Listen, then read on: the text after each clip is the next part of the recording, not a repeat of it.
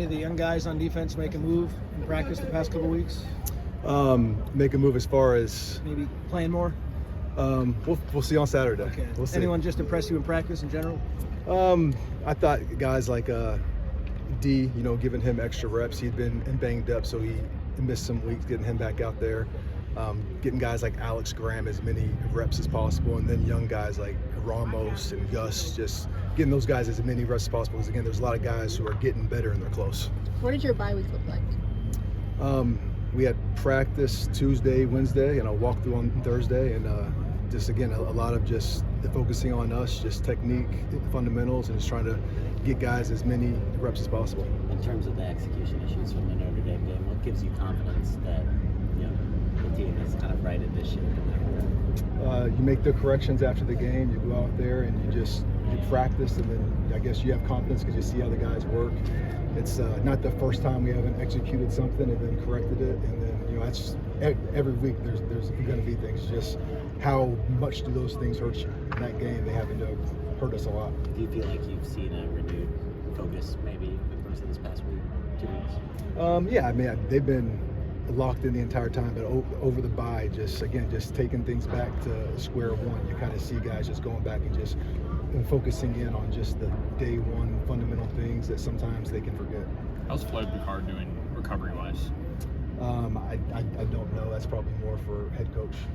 You've seen a run of running backs now in the last few games. Mm-hmm. Where does Nebraska's stack up? What are the strengths there? Nebraska's back compared to these other backs, really all backs, like he breaks a lot of tackles in space, like a lot. Not just the back, all the skill positions. When you look at their explosive plays, it's a lot of runs, it's a lot of screens, it's a lot of RPOs. So tackling in space is going to be huge this week. Even if it's a 6-yard gain, he's breaking 4 or 5 tackles. It seems like Gorilla will hold on to the ball a little bit longer. What pressure does that put on the secondary? It puts a lot of pressure on us because when he's holding on to the ball, he's not looking to scramble. He'll scramble at times, but his eyes are downfield, and they do a good job converting their routes. So depending on if we're in man coverage, if we're in zone, you have different plaster roles, but we have to make sure we're plastering, staying on top, and not giving up any big plays right there. Second season in a row seeing Dylan Gorilla with Nebraska. Is there any benefit to that familiarity, or is it new season, new thing? It's kind of new season, new thing. You've seen him kind of grow and develop, but then this offense is obviously a little bit different. We got a chance to play him last year, and it was the offensive coordinator's first game, so we really didn't know what to expect. Now that you have more games to watch, you see his influence on the offense, and then you see the quarterback just kind of really just growing in that system. Over halfway, Jakeem Stewart with some snaps living under his belt now. Where is he taking kind of the biggest strides just with that experience? Just football IQ wise, he has a lot of talent, he has a lot of ability. You just see him playing smarter, and sometimes playing smarter on the D-line might be something small like doing this instead of that, but small things like that based off where the tight end is, where the back's at, what type of blocks he's anticipating. You just see him just growing in that field every single week. What's been the emphasis with the linebackers the last couple of weeks? Communication, leveraging the ball, playing downhill. Coach, it seemed like after practice all the players were pretty rowdy and a bunch of energy filled. Has it been like that since the bye week, and how much excitement does that give you heading into Lincoln? It does, yeah. It was the guys were great over the bye, and this week the guys have had great energy, and then after this practice we always have a 2-point play against the offense, so the guys get super excited about that. Anytime we get to do anything against the offense, they get pumped. Being that this is kind of the midway point, in terms of the pass rush, how do you feel just about that in general? I know obviously you had such a strong start. It's tailed off maybe a little bit in terms of pressure the last couple of weeks.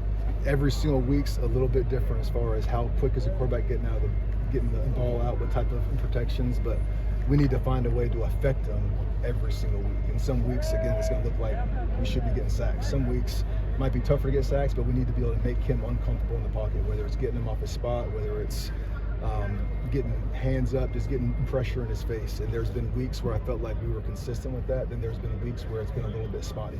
Are you, on the whole, do you feel like you're satisfied with what you've seen from the pass rush? We're never satisfied.